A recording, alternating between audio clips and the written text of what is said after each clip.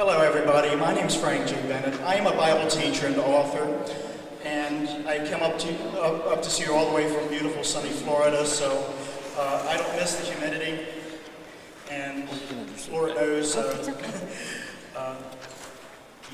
probably don't miss it either. I am the author of BibleByBennett.com, have been since 2008. It's a webpage where I follow news and information going on around the world because I'm always looking for Bible prophecy. So if you ever look into that webpage, that's where you'll find me. I'm also the author of the new book, A Ghost in Philadelphia, which is something called paranormal science fiction. It's the first time I've ever written fiction, so I hope you go on Amazon and have a look at it and try that out. Excuse me.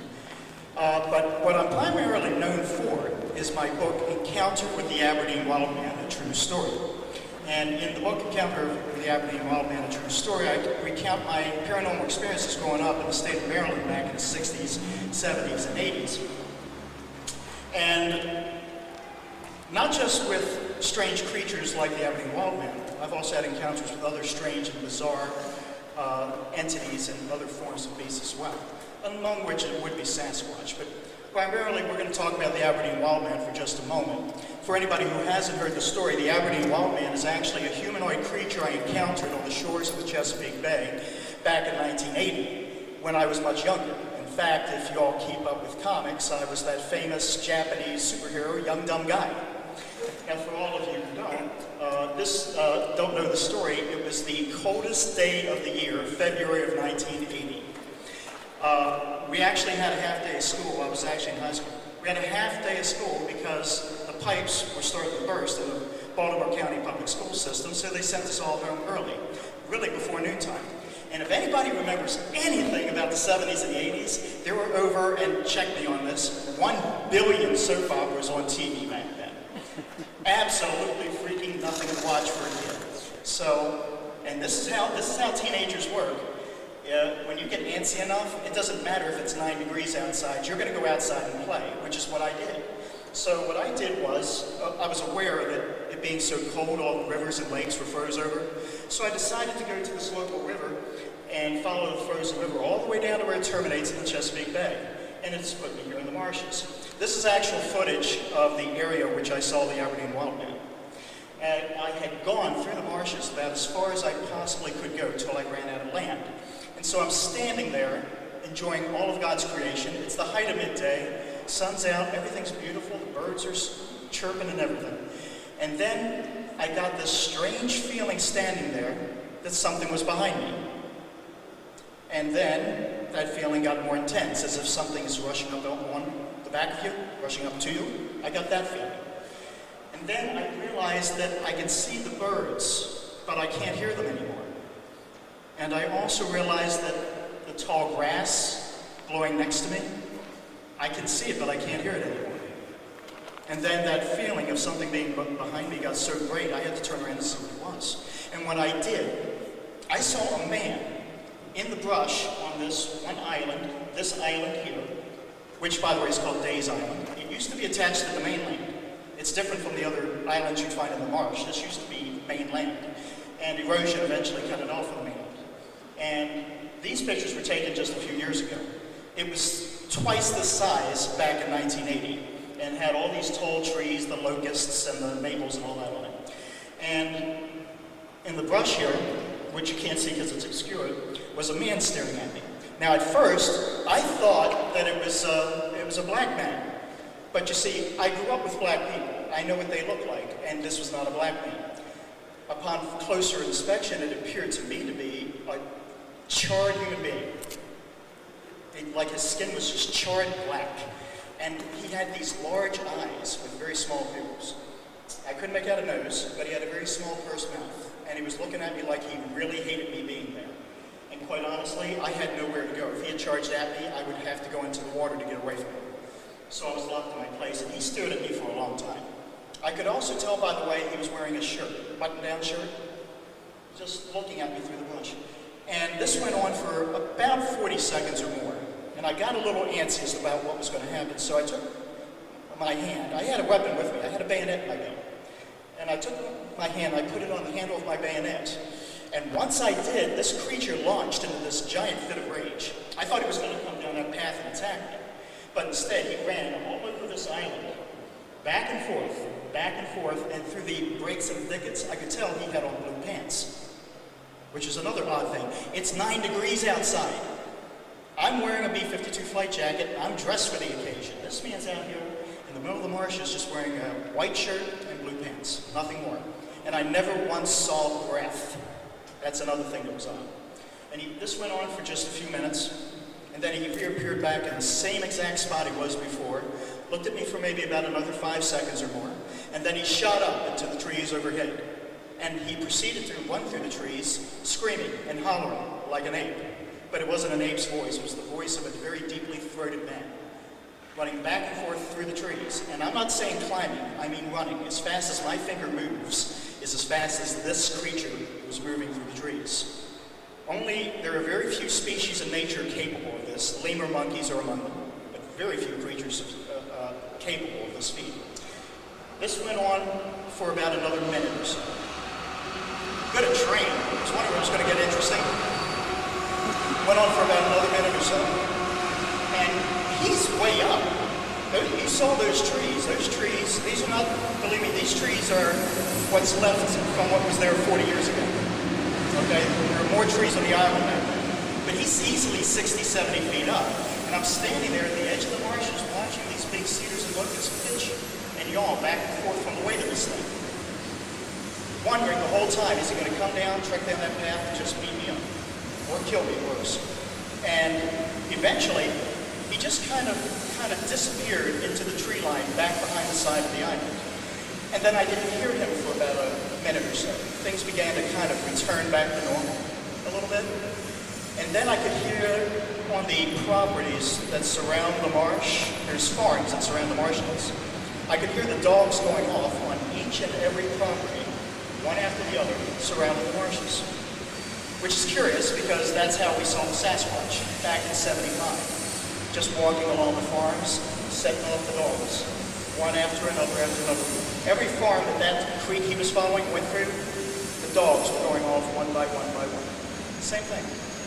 That is my encounter with the Aberdeen wild man, and where you think that's the end of the story, it is not. Because at a point where I thought things had returned to normal and it's safe to come out of the marshes, there's a part where the marshes kind of give way to the trees. And I'm in the woods now. And then I start hearing something walking behind me. I turn, I see nothing. I walk along some more, I hear footsteps behind me, I turn, see nothing. This followed me, whatever it was, followed me 2 or 3 miles out to the highway. That was the last thing. Something definitely followed me out of the marshes that day. That is my encounter with the Aberdeen wild man. And as I said, I had encounters with other strange creatures as well, but I'll get to that in a minute. This is the field of cryptozoology. Now, cryptozoology, for those of you who have never perchance to study, is ancient Greek. Crypto, meaning hidden, and zoology is the study of all animals. Hidden animals. Bearing in mind that as technology has increased in the past 200 years, what could be categorized as crypto or hidden has fallen by the wayside. One example would be the Komodo dragon. If anybody's not familiar with that, it's native to Indonesia. And when the French explorers went there, they got all these tales about this weird, bizarre beast that terrorized them. And of course, we all know today, through discovery, Komodo dragons are actually house pets. Cryptozoology applies to creatures unstudied. It's not paranormal. It's just we haven't discovered them yet. And every day, if you follow the news like I do from my webpage, you're finding that science is discovering new creatures each and every day. Each and every day, especially coming up from the oceans. So the field of cryptozoology, and those who participate in it, there are many who are Bigfoot hunters. I am not. Quite frankly, when I ran into the Aberdeen wild man, there was no way on this God's green earth I was going back to that island by myself. I was just a young, dumb kid. I didn't know my you-know-what from a you-know-what. I'm not going back to that island. So a couple weeks later, I took a very big friend of mine with me. His name's Mike. Mike's about 6'1". And we went back to that island, looked around. Of course, it's winter. You're not going to find anything in winter. You'll find press downs from deer. You'll find duck blinds. But in terms of actual physical evidence, not in the frozen ground, not in 9-degree weather, you're not going to find any. No hair, no nothing. And I had Mike stand in the exact same spot that the creature was looking at me in. And it near about the same size as Mike was, about 6'1". So we're not talking Sasquatch-ish here. As a matter of fact, I am unfamiliar with any story anywhere where a Sasquatch can leap 15 feet in the air. The field of zoology, cryptozoology, encompasses this entire nation, and I realize you can't see that from there. But these images you can find off the internet and look at them for yourself. This is a rendition of something called the Jersey Devil. And I used to have a boat out in New Jersey. I would ask the locals about it, and it's kind of like a big gag to them. But they claim to still see it to this day. This is a representation of a lizard man, which has been seen in areas down south. And this is a rendition, a colorful one I may say, of the Mothman. There are hundreds of other renditions because there have been multiple appearances of the Mothman creature. Not all the same. That's fascinating. Now, this is native home to me in Florida. This is a rendition of the skunk ape. Odd how the skunk ape resembles Sasquatch.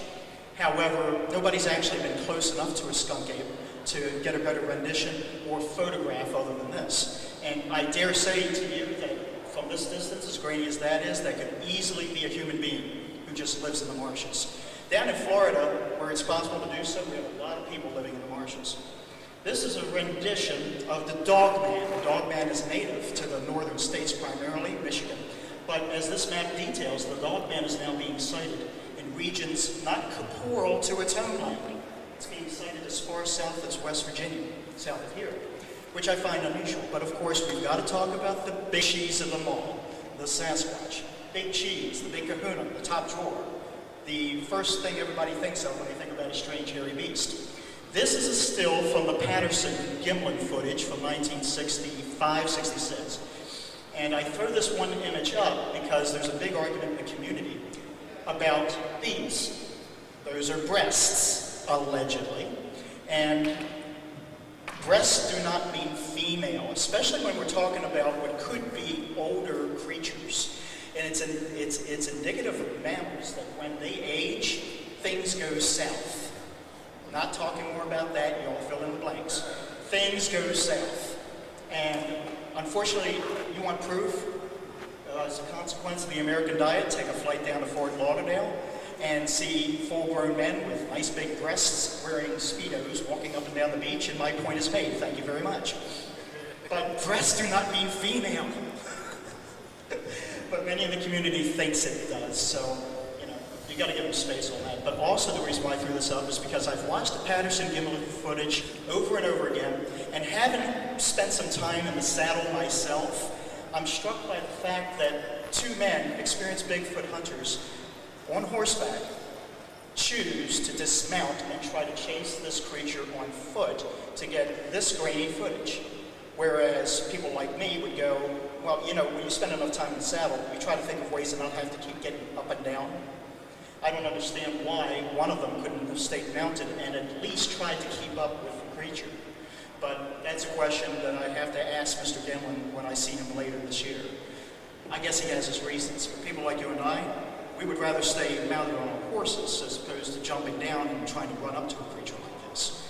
The horses will provide you a little bit of protection, but not that much, because they get spooked as well.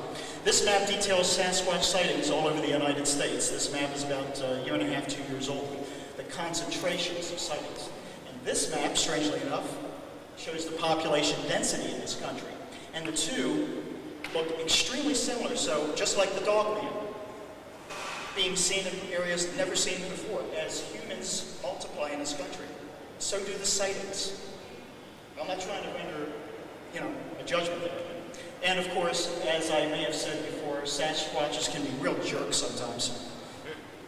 They're good surfers, but they can be real jerks. This picture was taken on the west coast of Washington State, and I was there for a Sasquatch conference.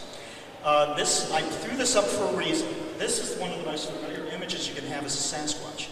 And it's very suspicious because we don't discuss psychology. And especially for you folks who hunt in the paranormal. Psychology is a big thing. And we're always used to seeing the Sasquatch represented as this gigantic, hulking mass. That's an intimidating figure. Now, I put it to you, what if he was only 5 feet tall? Would you be as afraid of him now? What if he had a big belly and narrow shoulders? How about now?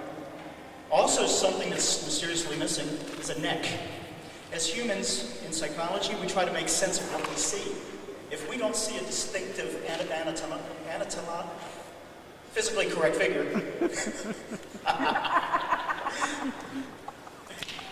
yep, I caught your disease. We can't categorize it. We don't recognize it, but it does intimidate us all the same. And this is just a standard mugshot of the size correspondence to other mammals in nature.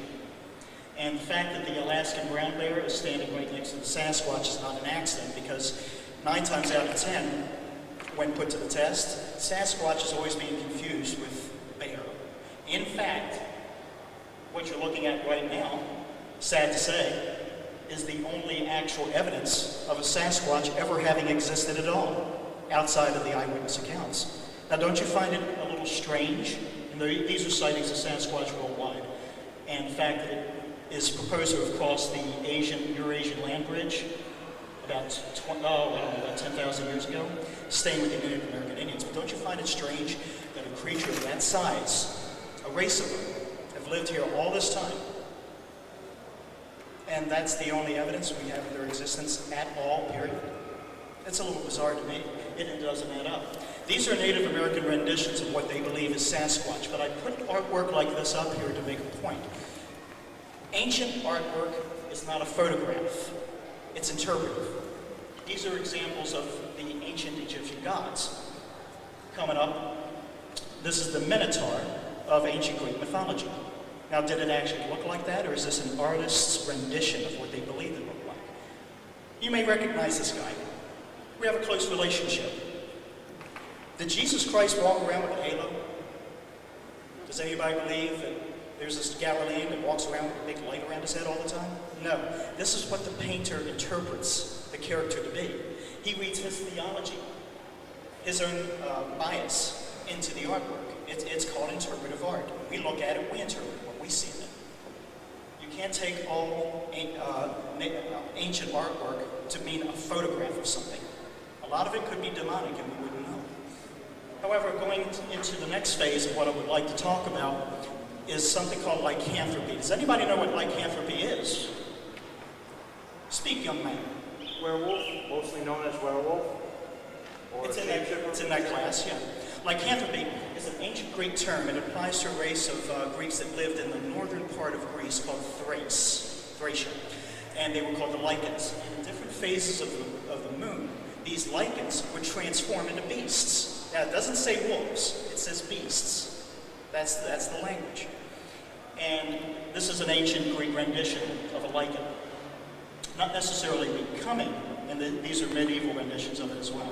Not necessarily becoming a creature, but becoming like the creature, acting like it, living like it, aspiring like it, to attack and draw blood and meat from animals and things like that. This is another medieval rendition. And this brings me to a very favorite subject of mine. Does anybody recognize Spring Hill Jack? Thank you. Spring Hill Jack is not a cartoon character. He is the world's first comic book character. But he was an actual phenomenon that terrorized London over 150 years ago. As a matter of fact, the earliest reports were in the 1840s, terminating as late as 1901, sightings of Spring Hill Jack. And Spring Hill Jack was a humanoid creature who would hide up in the trees and on the roofs, and he would swoop down and attack people. He would claw them. He had fangs, he had claws, he had clawed feet, but he was dressed as an old man. And he had this ability to leap great, great heights and distances. And I think about this when I think about my wild man. What I saw, what could leap 15 feet vertically, directly into the air. It was reported Spring Hill Jack could do that. And so what was Spring Hill Jack? Was he just an anomaly? A strange birth process or something?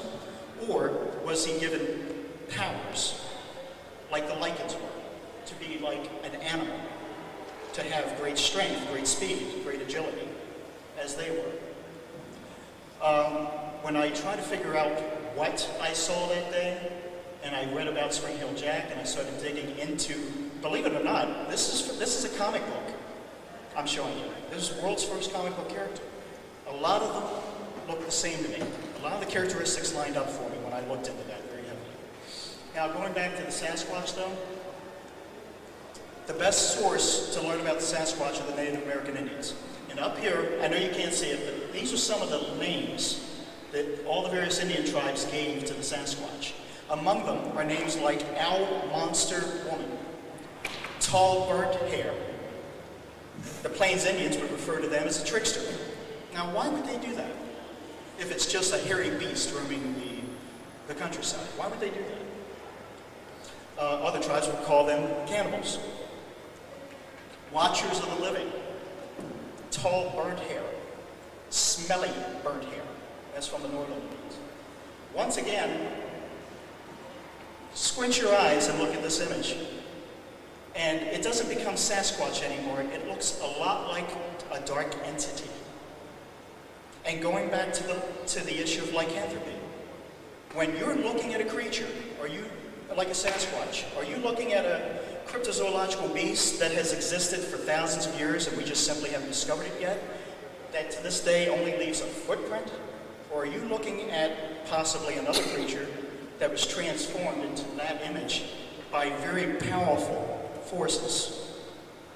May I also state that each and every time the Sasquatch has been sampled, either gunshot wounds, some people have shot it and hit it, and had samples to bring back for DNA analysis. Hair caught in the fence, whatever. It has always come back either bare or indeterminate. Always those two. Indeterminate doesn't mean it's something we've never discovered. It means they don't have enough material to reach a DNA analysis conclusion. Each and every time. So are you looking at a Sasquatch or are you looking at a bear transfigured? That when you're not looking at it, it goes back to being a bear. Fact is that we don't even know the beginning of what dwells in the forest. But I can tell you this much, spirits dwell there, and they are quite powerful. According to the FBI, more than 1,500 people go missing in this country each and every day. This leads into my next point. And this map shows the various disappearances just in the last year. I realize how far away this is. So these are the various disappearances this year in the concentrations. This map shows unexplainable disappearances. And may I go back to say that when the FBI says that there are over 1,500 disappearances a year in this country, that doesn't mean 15 total.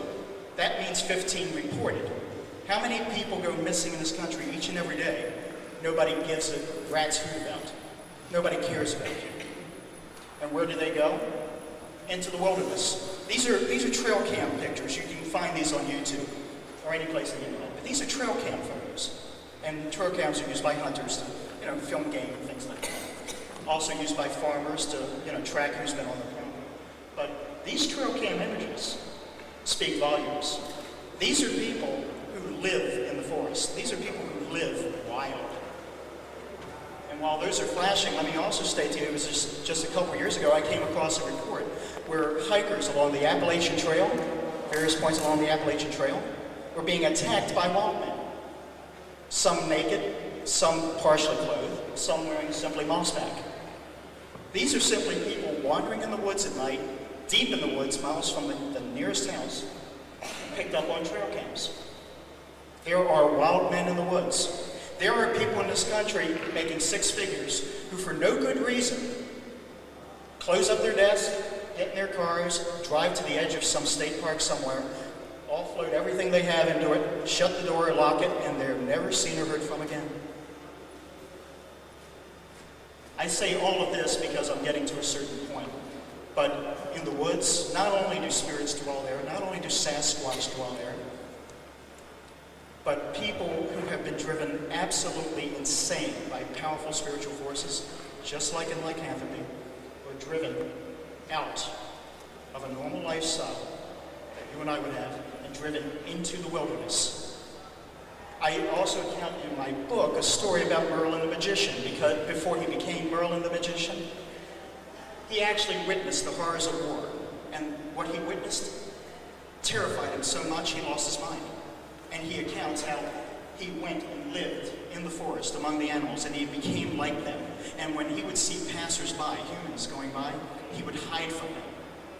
How many people that we report missing sat there in the brush and watched the helicopters looking for them going by, watched the first responders looking for them going by, and did everything they could to evade them because now they are paranoid and terrified of those people. This is what powerful spiritual forces can do.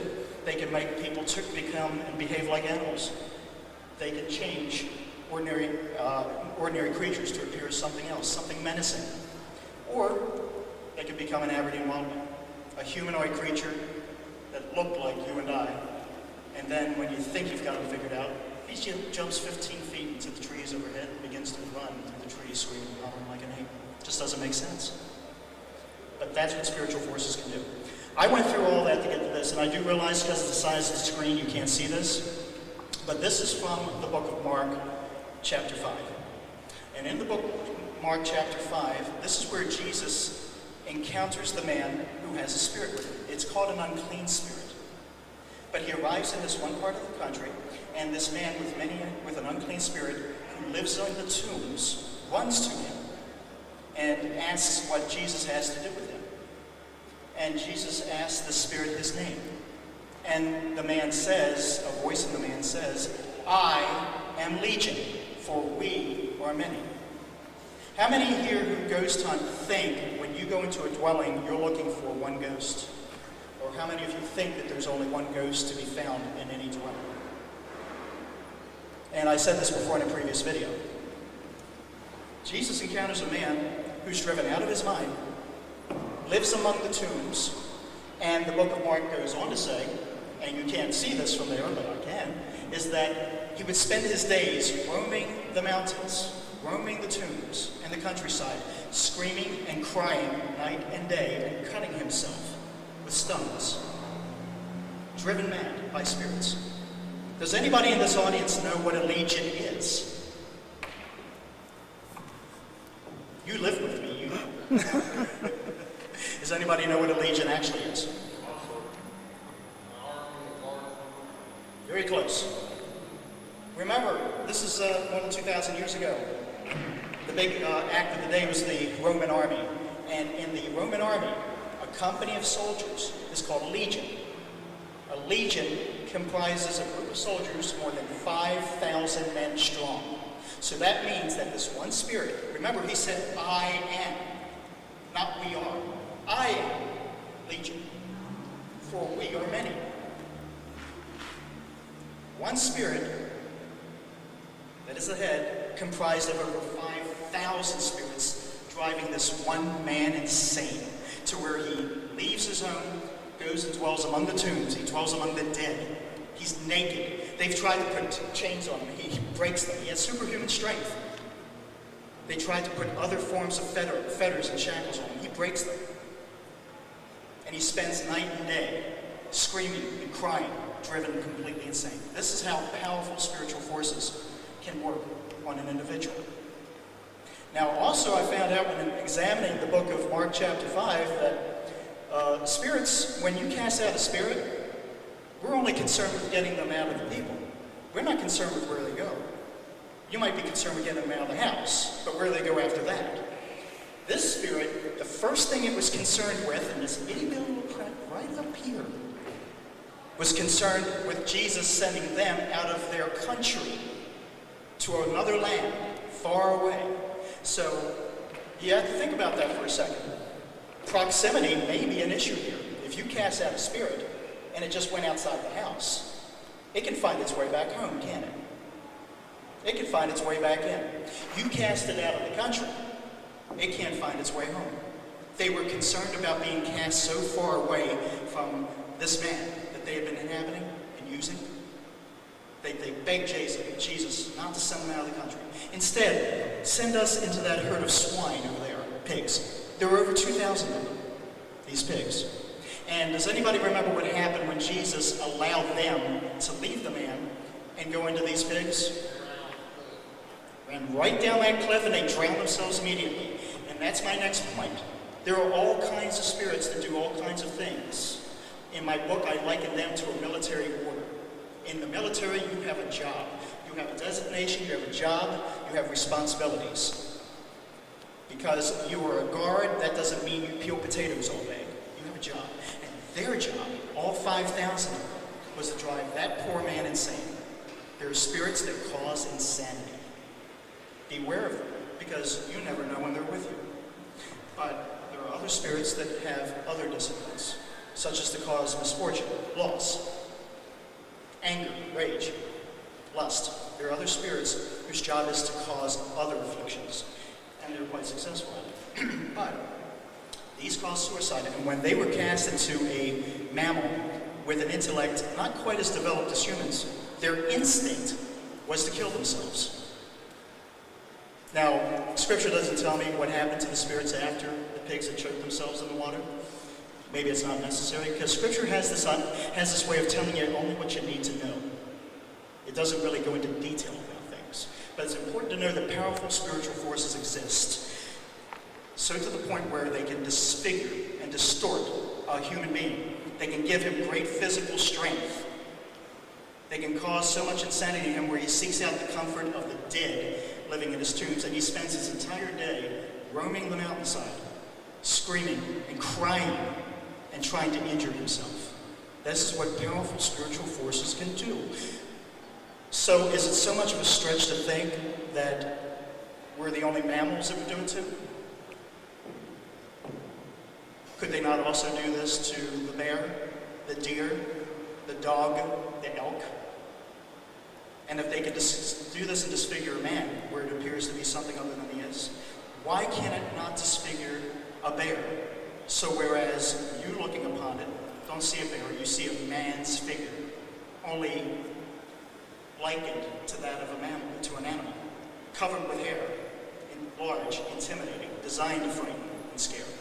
There are instances out there where Sasquatches have been reported to actually have hurt people, but it's about a very small percentage of which, and they're extremely far and few in between. It has been my opinion, having examined more than 1,000 encounters, not sightings, encounters. Sightings are different from encounters. Right now, I can see you far away. You're 28 feet away from me. That's one thing I observe, but when you're close up like this, there's a whole bunch of other things that come into play. And when somebody is close up with a Sasquatch, the very first thing they report is the size. That's the very first thing. And then other things will follow beyond that. It's all about intimidation. And I believe this is why we have today, just as the Native American Indians had all those hundreds and thousands of years ago, that came with them across the Eurasian land bridge, a Sasquatch. What did they call it? Watchers of the living? Trickster? Gamekeeper? It's their job to roam the forests and protect the forests. There are people they allow in and people they don't allow in. I believe them to be sentinels designed by powerful spiritual forces to keep certain people out. Has anybody ever heard of the Bermuda Triangle? This theory, I believe, applies also to the Bermuda Triangle. It's an area it's an area of this planet where, up until recent times, navigation instruments don't work. You go in there and your navigation instruments get all confused. You don't know where you're at. You end up in the drink. I believe the same thing applies to this. This is something that was designed by powerful spiritual forces to confuse people and just keep them out of certain areas of the woods. And that's how I explain the Sasquatch, because Lord knows outside of footprints we have nothing else to go with. And the personal experiences. Think about it. All these thousands of years, and that's all we've got are footprints. It shouldn't add up, it doesn't add up, and it won't add up. And this is what's going to continue until the last days. We're going to keep seeing creatures like this right up until the last days. Because in my scriptures, all of this goes away in Book of Revelation chapter 19. Book of Revelation chapter 19 is the end of the paranormal as we know it, and all things in the paranormal disappear in that chapter. Now I budgeted the last several minutes of this spiel to take questions from the audience. So now this is your time to thoroughly, I'm taping this. This is your opportunity to completely embarrass the living bejesus out of me. Let me start with Lyle. This thing working? Yeah. Let me start with Lyle. Does anybody have any questions? 101. No, but I do think you have a very interesting take on the whole thing. Taking out the box makes a lot of sense. Thank you so much. Thank you so much.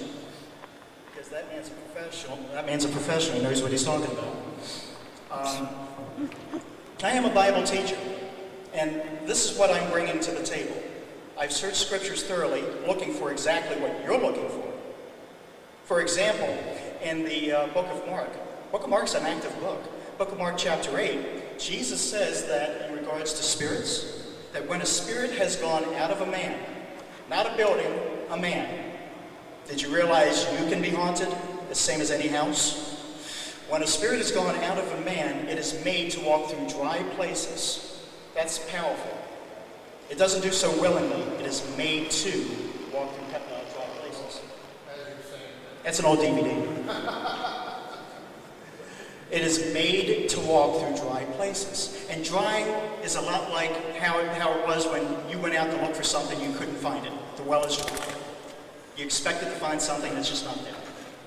And in the course of this, the spirit says to itself, I will go back to the home where I came. And it does, remember, it said home. It didn't say man, it said home. You are its home.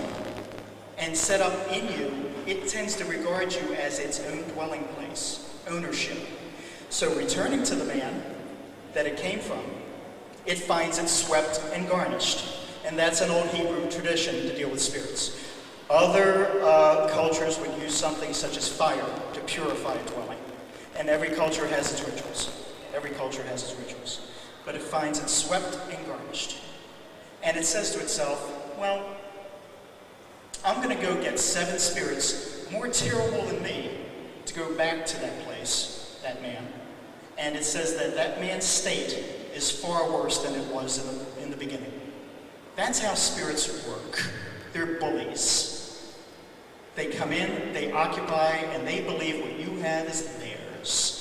And if they can't have it, they'll bring some more help with them to make sure they have it back. And then it's going to be twice as hard to uproot them once they do something like that. When you think you're ejecting spirits, when you think that you're casting spirits out, just like the spirit that said, don't toss us out of this country, let us go into the swine. Don't be satisfied because the object of the exorcism is suddenly better. Don't be concerned with that. There should be an incubation period afterwards to make sure that a reinfestation does not occur. You should be concerned with making sure these spirits are not just out of the house, but out of the darn state, for heaven's sakes. May I also finish the book of Mark chapter 5 by saying that they had observed, people of the town had observed this man they had known all their lives. After Jesus had sent the spirits out of him into the swine, they observed him as being clothed, calm, and in his right mind. Powerful spiritual forces, which cause insanity, once removed, restores a human being to their right mind. Now bear in mind, Scripture doesn't have a mechanism for dealing with psychological issues. There's either right or wrong. And when you're in your right mind, your proper faculties, they know what that looks like, you see. And like with the people that I show you, that are roaming the forest at night, being picked up on trail cams, do you think they're in their right minds? Cutting themselves, walking around in the forest by themselves at night in barefoot? These people are not in their right minds. This is because they have powerful spiritual forces that are driving them, twisting, distorting their minds where they don't know right and wrong anymore. Does anybody else have any questions while I'm still rolling along here? Does anybody else here think they're possessed? I don't do exorcisms. I just tell you have a nice day, go see Twisted Paranormal at their table. I don't understand. The spirits themselves are corporeal, they're air. How does taking them to another country make a difference? I mean, don't they just go back in? If they can find their way back. What do you think that they actually? Yeah, this is what we're assuming about the spirit world. By the way, you all probably didn't notice, but the Ghostbusters have arrived. Hey! Who are you gonna call? This is what we do not understand about spirits, because Scripture will only tell you basically what you need to know. It won't go deep into these things. But by that one request, by that spirit, you get the impression that he has a reason to fear by being sent so far away. And it's probably because they can't find their way back. You can infer as much as you want to, but that's what I derive from that. Now, there are other instances in Scripture which deal with the paranormal. I don't really think I have time to go into all of them. However, in considering how powerful spiritual forces work, please don't be complacent if you think it looks normal. Time and time again, paranormal investigators have taken someone to do rites of exorcism. Spirits have been cast out, only to find them back later, or a spirit back later, or other spirits back later. They're only gone so long. If you girls just want to come in behind me and just start dancing, life is good. Don't be satisfied when you look at somebody and they look normal to you, because normal is not a constant. Normal is interpretive. I'm looking right at you when I'm saying that.